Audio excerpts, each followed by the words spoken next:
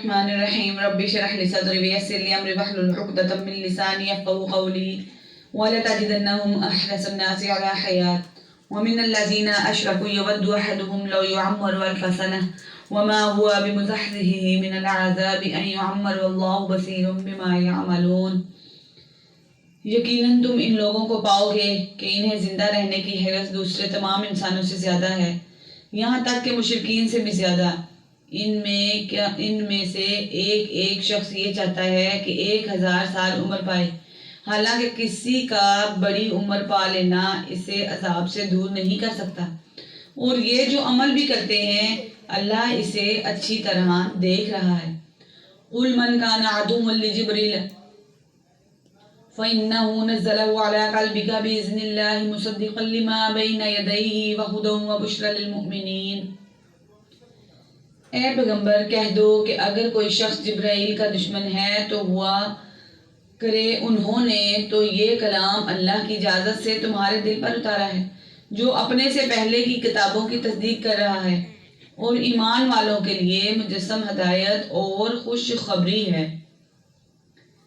احادیث میں ہے کہ چند یہودی علماء نبی کریم صلی اللہ علیہ وآلہ وسلم کے پاس آئے اور کہا کہ اگر آپ نے ہمارے سوالوں کا جواب صحیح دے دیا تو ہم ایمان لے آئیں گے، کیونکہ نبی کے علاوہ کوئی ان کا جواب نہیں دے سکتا۔ جب نبی کریم صلی اللہ علیہ وآلہ وسلم نے ان کے سوالوں کا صحیح جواب دے دیا تو انہوں نے کہا کہ آپ پر وحی کون لاتا ہے؟ تو آپ نے فرمایا جبرائیل۔ یہود کہنے لگے جبرائیل تو ہمارا دشمن ہے۔ انہوں نے کہا کہ آپ پر وحی جو لاتے ہیں وہ ہمارا دشمن ہے اور عذاب لے کر اترتا ہے ہمارے لیے۔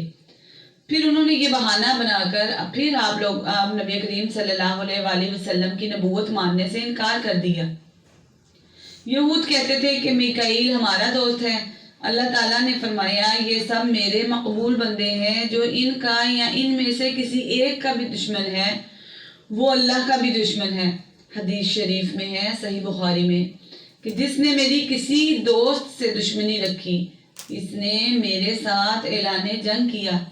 گویا اللہ کے کسی ایک ولی سے دشمنی سارے اولیاء اللہ سے بلکہ اللہ تعالیٰ سے بھی دشمنی ہے۔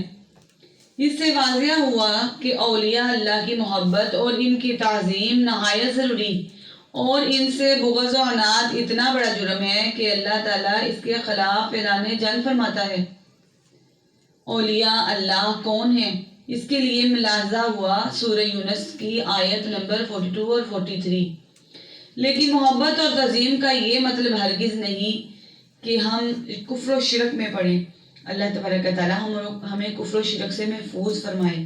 من کان عدو للہ وملائکتہ ورسلہ وجبریل ومیکال فإن اللہ عدو للکافرین۔ اگر کوئی شخص اللہ کا، اس کے فرشتوں اور رسولوں کا اور جبرائیل اور میکائیل کا دشمن ہے تو وہ سن رکھے کہ اللہ کافروں کا دشمن ہے۔ اللہ تبارک و تعالی ہمیں اپنے محبوب بندوں میں سے رکھے۔ اللہ تبارک و تعالی ہمیں سب کی اصلاح کرنے کی توفیق عطا فرمائے۔ اللہ پاک ہمیں قرآن پاک کے لفظ بلفظ کو عمل کرنے کی توفیق عطا فرمائے، اور پاک کلام قرآن پاک کو زیادہ سے زیادہ آگے علم پھیلانے کی توفیق عطا فرمائے۔ آمین۔ آپ سب کی دعا گو آپ کی بہن۔